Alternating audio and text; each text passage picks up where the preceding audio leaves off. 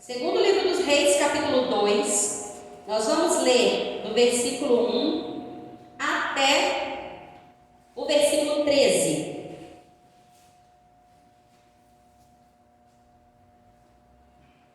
Diz assim o texto, segundo livro dos Reis, capítulo 2, versículo 1 ao 13, diz assim: Quando o Senhor estava para levar Elias ao céu num redemoinho, Elias e Eliseu partiram de Gilgal.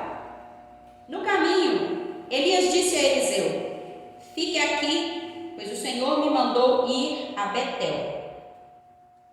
Eliseu, porém, respondeu: Tão certo como vive o Senhor, e tão certo como a sua própria vida, não o deixarei. E desceram juntos a Betel. O grupo de profetas de Betel foi ao encontro de Eliseu e lhe perguntou: Você sabe que o Senhor levará o seu mestre hoje? Sim, eu sei, respondeu Eliseu, mas não falem sobre isso. Então Elias disse a Eliseu: Fique aqui, pois o Senhor me mandou ir a Jericó. Mas Eliseu respondeu novamente: Tão certo como vive o Senhor, tão certo como vive a sua própria vida, não deixarei. E foram juntos a Jericó. O grupo de profetas de Jericó foi ao encontro de Eliseu e lhe perguntou: Você sabe que o Senhor levará o seu mestre hoje? Sim, eu sei, respondeu Eliseu, mas não falem sobre isso. Então Elias disse a Eliseu: Fique aqui, pois o Senhor me mandou ir ao rio Jordão. Mais uma vez, porém, Eliseu respondeu: Tão certo como vive o Senhor, tão certo como a sua própria vida, não o deixarei. E seguiram juntos pelo caminho. 50 homens do grupo de profetas também foram e observaram de longe quando Elias e Eliseu pararam junto ao rio Jordão. Elias dobrou seu manto, bateu com ele nas águas. O rio se abriu e os dois atravessaram em terra seca. Quando chegaram à outra margem, Elias disse a Eliseu: Diga-me o que posso fazer por você antes de ser levado embora. Eliseu respondeu: Peço-lhe que eu receba uma porção dobrada do seu espírito e me torne seu sucessor. Elias respondeu: O que você pediu é uma tarefa difícil, mas se me vir quando eu for separado de você, receberá o que pediu. Caso contrário, não será atendido. De repente, enquanto caminhava e conversava, surgiu uma carruagem de fogo, puxada por cavalos de fogo, passou entre os dois e os separou, e Elias foi levado para o céu num redemoinho. Eliseu viu isso e gritou: Meu pai, você era como os carros de guerra de Israel e seus cavalheiros. E quando ele sumiu de vista, Eliseu rasgou as roupas ao meio. Em seguida, pegou o manto de Elias que tinha caído e voltou à margem do Jordão. Versículo 14. Bateu nas águas com o manto e gritou: Onde está o Senhor, o Deus de Elias? Então o rio se dividiu e Eliseu o atravessou. Amém? Glória a Deus. Bom, eu quero falar hoje sobre processos. E eu dei um título à mensagem de hoje que eu gostaria que você repetisse comigo, que diz assim: Quem não passa pelo processo não vive o propósito. Repete comigo: Quem não passa pelo processo não vive o propósito. Vamos repetir de novo para ficar gravado? Quem não passa pelo processo não vive o propósito. Amém?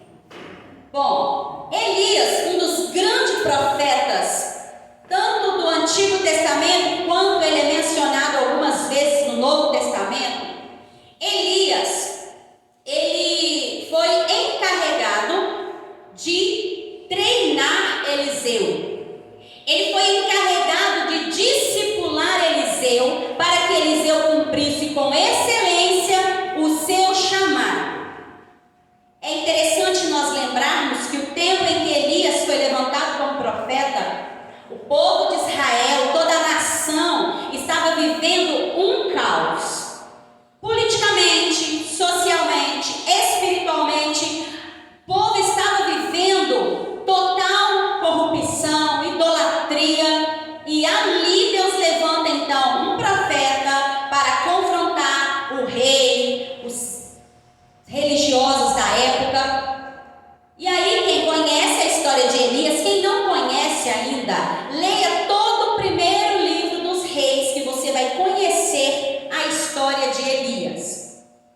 Então, quando Elias, findando o seu ministério, ele é encarregado de treinar um sucessor. Elias poderia colocar qualquer um no seu lugar? Não, ele não poderia. E ali ele começa então a treinar Eliseu. Interessante que quando a gente começa aqui no capítulo 1, fala que os dois já estavam juntos. Se você percebeu na leitura aí. Mas olha só. Em 1 Reis, capítulo 19, a partir do versículo 19 ao 21, conta a história do chamado de Eliseu. Quando Elias, ele sai da caverna, ali do seu período onde ele estava ali, alguns chamam de período que Elias estava em depressão até, porque Elias era humano, né, irmãos? Ele fazia cair fogo do céu, mas ele era ser humano. Então ele passa no seu momento de crise, Deus fala com ele: olha, eu ainda tenho duas tarefas para você: ungir um sucessor e ungir um novo rei de Israel. E ali Elias então passa, vê Eliseu, é claro, direcionado por Deus, ele faz ali o chamado. Eliseu então deixa todo o seu ofício e começa a partir daquele dia a caminhar com Elias. Eliseu então começa ali o seu discipulado. A Bíblia não conta detalhes de como que isso aconteceu, mas se você continua lendo a história, você vai perceber que Eliseu, ele viu a morte de Acabe, ele viu a morte de Jezabel, ele viu várias coisas que foram acontecendo depois do seu chamado, depois que ele começa a andar com Elias. E aqui passa o tempo, e no capítulo 2, que foi aonde nós lemos, a Bíblia não menciona quanto tempo passa. Eu não acredito que foi um período curto, porque Eliseu tinha muita coisa para aprender. E como Deus precisava de um homem íntegro para aquele tempo, porque não estava fácil, outros profetas já haviam se corrompido, outros profetas já haviam se dobrado a Baal, já haviam se vendido. Então Deus precisava de um homem com coração íntegro. E aqui no capítulo 2, nós vemos como se fosse, tá? Eu vou falar assim, como se fosse uma etapa final do aprendizado de Eliseu. É só para a gente entender. Aqui ele começa um processo, digamos, final para Elias ter certeza de que Eliseu estava apto. E ele passa por 3 lugares muito importantes na Bíblia e nós vamos aprender hoje. O primeiro lugar aonde Eliseu é levado é para Betel. Betel na Bíblia significa casa de Deus. Betel é um lugar onde aconteceram vários episódios importantes, tanto no Antigo Testamento quanto é mencionado também no Novo. Mas no Antigo Testamento Betel tinha uma grande importância. E aí nós vemos em Gênesis, no capítulo 12, versículo 8, e Gênesis 13, versículo 5, nós vemos que Abraão levantou um altar de adoração ao Senhor em Betel. Quando Abraão é chamado por Deus, que ele sai da sua terra, da sua parentela, ele chega em Betel, levanta um altar ao Senhor. Depois, quando ele retorna ao Egito, eu não vou contar as histórias aqui, só para a gente entender. Depois, quando ele retorna ao Egito, ele passa lá de novo e ele levanta de novo um altar ao Senhor de adoração. Jacó, ele teve a sua primeira experiência com Deus, foi em Betel, onde ele teve um sonho, uma escada que subia da terra ao céu e os anjos subiam e desciam por ela. Foi em Betel que Jacó teve essa experiência. E isso está registrado em Gênesis 28, versículo 10. Depois, novamente, quando Jacó se reconcilia com Esaú, passa toda a história, de novo, quando ele chega em Betel, ele levanta um altar de adoração ao Senhor.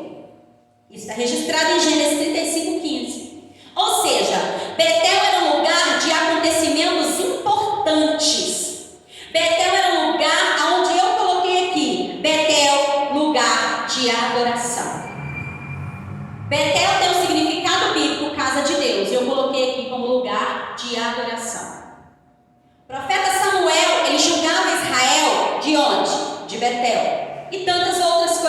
aconteceram lá, que eram muito importantes. Betel se tornou o centro da adoração de Israel. Embora depois esse lugar foi profanado, embora depois se tornou um lugar de idolatria, Amós e Oséias falam desse lugar de Betel, mas Betel foi um lugar muito importante na história do Antigo Testamento. E a palavra de Deus, ela fala, Deuteronômio capítulo 6, versículo 5: amarás o Senhor teu Deus com todo o seu coração, com toda a sua força e com todo o seu entendimento. Eliseu precisava ir primeiro no lugar de adoração, para ele entender que o único que deve ser honrado, glorificado, é o Senhor. Ele estava vivendo em um tempo onde era muito fácil se corromper com a glória e com o poder. Lembre-se que o profeta naquele tempo era uma pessoa muito importante, era uma pessoa que era uma autoridade naquela época. O que o profeta falava, as pessoas elas temiam. Embora muitos reis, se rebelaram contra profetas, embora muitos reis compravam profetas e formavam seus próprios profetas, mas um verdadeiro profeta de Deus, ele era alguém que tinha autoridade, porque ele representava o próprio Deus. Então Eliseu precisava passar nesse lugar, o lugar de adoração, para ele entender que a glória, a honra e o poder é totalmente do Senhor, para que ali ele aprendesse a adorar ao único e verdadeiro Deus, porque Israel estava cercado de tanto povos pagãos quanto o próprio povo de Israel, por causa de Jezabel e seus profetas. Israel estava cheio de altares idólatras e tantas coisas. Eliseu precisava estar em um lugar onde ele adorava o único e verdadeiro Deus. Quando Eliseu passa nesse lugar, a Bíblia ela fala assim: ele foi para um lugar, foi para outro. Irmãos, eu não acredito que eles foram em todos os lugares no mesmo dia, até porque eles andavam a pé, então não dava. É claro que aqui está contando uma história, não está lá na tela, dias depois, meses depois, não, é para a gente entender os lugares que ele passou. Então depois que Eliseu passa nesse primeiro lugar, Betel, casa de Deus, o lugar de adoração, ali Elias então fala: eu vou para Jericó. E Elias ainda falava com ele: fica aqui. Ou seja, dava para ele a oportunidade. Você não precisa ir se você não quiser. Mas ele falava: não, como vive o Senhor, eu vou com você. Bom, Jericó na Bíblia, nós vemos ali um grande episódio que aconteceu quando o episódio de Josué. Foi a primeira cidade fortificada que o povo de Israel teve que enfrentar quando eles foram tomar posse da terra prometida. E aqui eu coloquei que Jericó é um lugar de confiar em Deus. Sabe por quê? Porque o povo de Israel não tinha uma mínima chance sequer de vencer o povo de Jericó. Jericó ela era famosa por causa de suas muralhas. Era uma terra muito cobiçada, porque era uma terra que tinha fonte de águas, era uma terra que tinha muitas palmeiras, era uma terra muito fértil, então ela era muito cobiçada. Por isso foi construída essas muralhas tão fortes em volta de Jericó. Se você for lá no capítulo, se você for lá em Josué, você vai ler a história de Jericó, aonde eles rodearam a cidade. Irmãos, humanamente falando, não tinha condições do povo de Israel vencer Jericó. Mas, como eles confiaram em uma palavra que Deus deu a Josué, dizendo: vocês vão dar 7 dias, vocês vão dar uma volta em torno da cidade. No 7º dia vocês vão dar 7 voltas. Olhando assim, ouvindo essa frase, gente, mas não tem condição. Eu acho que nem se a gente rodar em volta desse templo aqui, que a estrutura nem é tão boa assim, esse primeiro aqui, acho que se der volta aqui um tanto de gente, não sei. É só pra gente imaginar. Apesar que lá era muita gente, mesmo assim, irmãos, só de dar volta em torno da cidade não vai derrubar uma muralha, aonde passava até um carro por cima.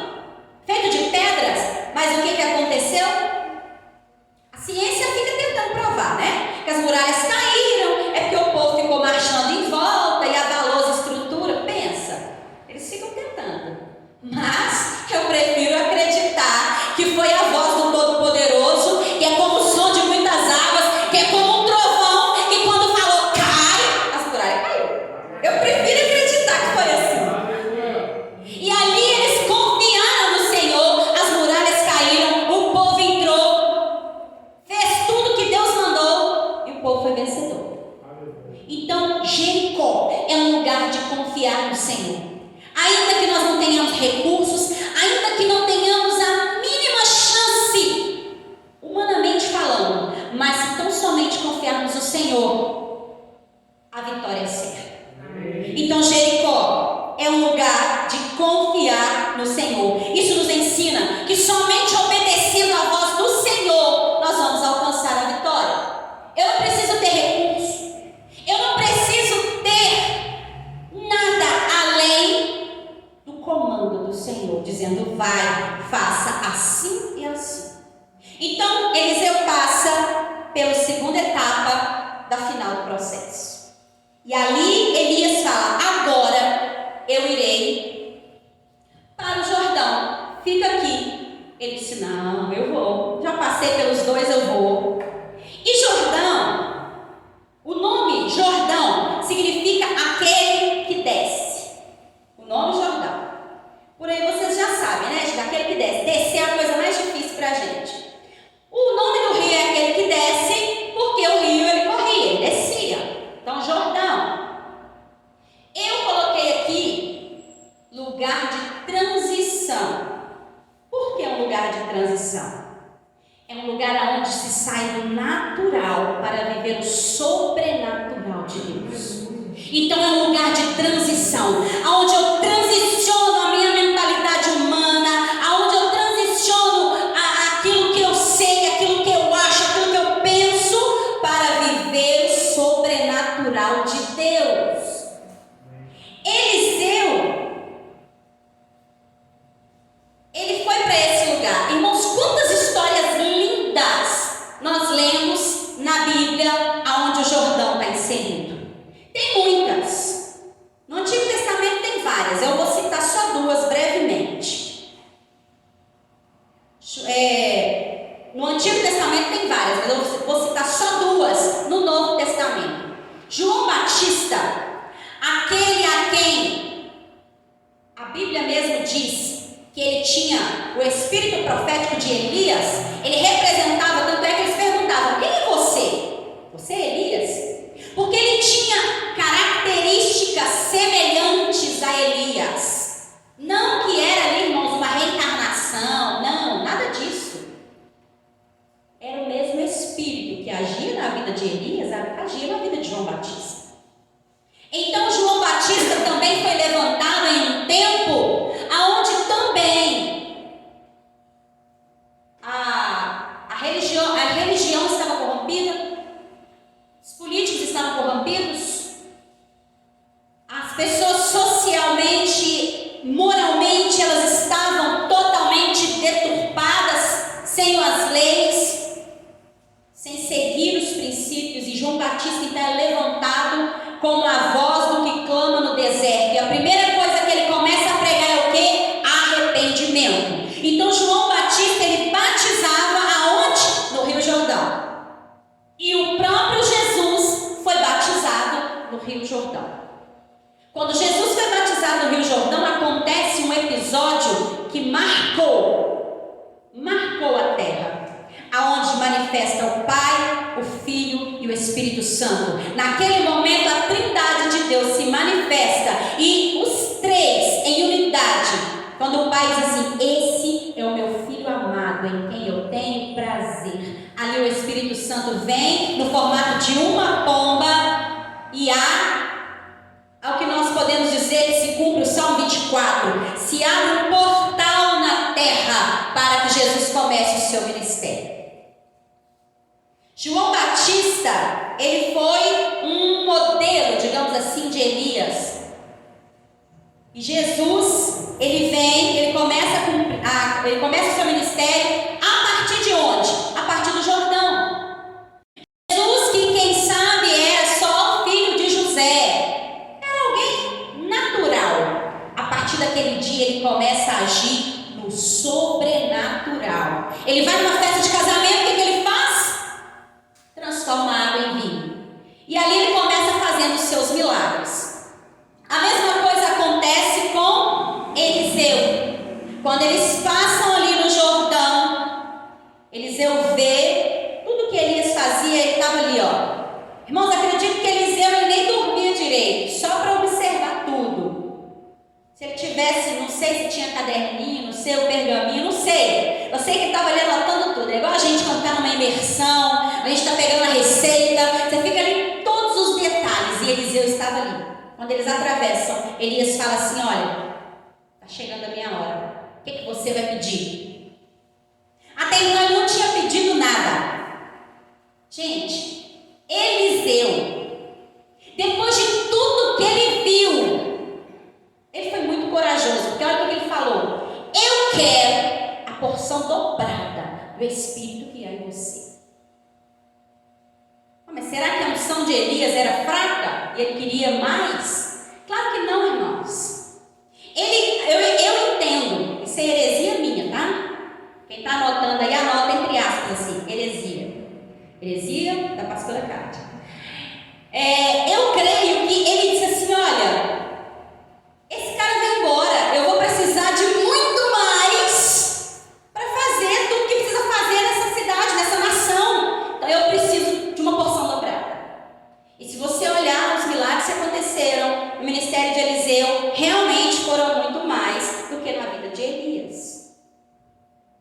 Ele passa por esse processo. Ele passa por esses processos, ele é aprovado. E então, o que Elias fala para ele? Olha, você está pedindo algo que eu não posso te dar. É uma coisa difícil. Mas se você vir, Elias foi esperto também, né, irmãos? Como é que ele ia prometer uma coisa que não era dele? Se você vir, quando eu for levado, que eu acho que nem ele sabia como que ele ia ser levado, ele só sabia que ele ia ser levado. Se você ver, vai acontecer. Elias deu uma palavra, como ele era profeta, ele sabia o que ele estava falando. E acredito que esse foi o momento onde Eliseu ficou: é agora, é agora. Sabe aquela cena do filme que você fala assim: é agora, vai acontecer, suspense. E Eliseu ficou olhando, e quando vem carruagens e carro de fogo, irmãos, pensa que coisa linda que deve ser isso. Um dia minha filha me perguntou se tem animal no céu. Eu falei assim: olha, eu tenho quase certeza que tem, porque se tem cavalo. Cavalo é animal, né, gente? Se tem cavalo, então tem outras coisas, tem outros bichos. Irmãos, quando Eliseu ele presta atenção e vem, e aquele redemoinho toma Elias e leva ele, o que Elias faz? Joga a capa dele. A capa, ela representa o revestimento. A unção de Elias. Ele então entrega ali a capa. Ele joga a capa, creio eu. A capa cai e Eliseu, mais depressa, pega ali a capa. Isso mostra o quê? Que ele estava com foco no lugar certo. Porque talvez se fosse eu ia ficar tão deslumbrada ali com aquela carruagem, carro de fogo, que eu nem ia ver o que caiu. Mas Eliseu estava com foco ele estava tão focado no Elias, que ele falou: eu vou ficar olhando para ele. Que a capa caiu, ele passou a mão na capa, e quando ele volta, ele joga no Jordão e fala: onde está o Deus de Elias? E o primeiro milagre acontece quando ele passa do natural para o sobrenatural. Ali o primeiro milagre na vida de Eliseu acontece. E todos que estavam em volta começam a testificar o Deus que estava na vida de Eliseu. Eu creio que não foi fácil todos esses processos que Eliseu passou. Se você ler no capítulo 19, Eliseu não era qualquer um. Eliseu não era um cara que estava lá sem nada para fazer e de repente Elias olhou para ele e falou assim: você não está fazendo nada mesmo? Vem ser profeta. Não. Eliseu estava trabalhando no campo com os carros de boi. Segundo a história, a família de Eliseu era uma família muito rica de agricultores e pecuaristas daquela região, daquela época. E quando ele passa e lança sobre ele a capa, Elias fala para ele: você entendeu o que eu fiz? Ele disse: eu entendi. Sabe o que Eliseu faz? Eliseu mata todos os bois, queima os carros de boi, distribui para a vizinhança, faz um churrascão e fala assim: gente, estou despedindo que agora eu vou para o sofrimento. Pensa, que coisa é essa? Porque se depois você vê a história renúncia. Olha tudo que Eliseu passou por amor ao quê? Ao seu chamado. Então, nós precisamos entender que Deus, irmãos, Deus ele tem para cada um chamado de uma maneira. E às vezes alguma coisa que Deus vai pedir para mim, Ele não vai pedir para você. E às vezes coisas que Ele vai pedir para você, Ele não vai pedir para mim. Então todos nós precisamos passar pelos processos que Deus tem para cada um de nós. E esses processos são necessários para que possamos viver o propósito. Não tem como eu viver o propósito de Deus se eu não passar pelos processos. Elias podia simplesmente passar e falar assim: Eliseu, eu vi que você é um cara trabalhador, eu vi que você é um cara inteligente, estou precisando de alguém para me substituir, vem cá. É assim que faz e pronto. Não, porque as coisas de Deus não é assim. Deus tem para cada um uma forma diferente de trabalhar. Ele é o mesmo ontem, o mesmo hoje, será para todo sempre. Mas a maneira que Ele tem de trabalhar com cada um depende do chamado de cada um. Eliseu, ele precisou passar por esse processo para que ele fosse totalmente aprovado. E olha como o caráter de Eliseu foi aprovado. Que quando Naamã, ele vem, olha onde ele foi, lá para o Rio Jordão. Quando Naamã é curado, o que Naamã faz? Vai dar para ele um tanto de presente e vestes e ouro. Ele fala assim: não. Ele lembrou, creio eu, aonde? De Betel. Não foi eu que fiz nada. Não foi eu que te curei. A glória não é minha. A glória, a honra é do Senhor. Foi o Deus de Israel que te curou. Não foi eu, não. Então ele precisou passar em Betel para ele sempre lembrar. Então creio que ele lembrou de Betel e falou: a glória é do meu Senhor. E tantas outras situações que Eliseu vai passando, que testifica que valeu a pena todo o processo que ele passou. Então, irmãos, processo, ele é necessário, porque processos nas nossas vidas, eles geram maturidade. Quantas pessoas, eu quero te fazer agora pensar um pouquinho. Pensa aí agora em quantas pessoas que você conhece, que começou, talvez junto com você, talvez aceitou Jesus na mesma época, ou talvez você ganhou para Jesus, ou talvez alguém que até te ganhou para Jesus e hoje não está mais na presença de Deus, porque essa pessoa não quis passar pelos processos. E os processos de Deus são necessários para tirar de nós aquilo que nós temos, que pode tirar o lugar de Deus dentro de nós. A Bíblia fala assim que Deus ele não divide a glória dele com ninguém. Ele não divide. E é por isso que existem coisas que Deus vai me pedir, porque Ele sabe que aquilo vai me atrapalhar, aquilo vai ser um concorrente, aquilo vai ocupar o lugar que é dele na minha vida. Por isso Ele vai tirar. Então deixa eu te falar uma coisa. Deixa Deus te passar por todos os processos, mas não fica assim: ah, Deus, por que o Senhor não falou isso para fulano? Por que o Senhor pede só de mim? Não, Ele está pedindo de você, então é com você que Ele quer trabalhar. Você não sabe qual é o processo do outro irmão. Talvez o que Deus está pedindo para ele, você não suportaria. Então, deixa eu te falar uma coisa. Para de olhar para o outro. Para de olhar a grama do vizinho e falar que ela está mais verde, que a sua está seca e que está ruim. Para de olhar a vida do outro e falar assim: ah, mas o fulano não. Deus tem um processo individual para cada um e Ele trabalha com cada um.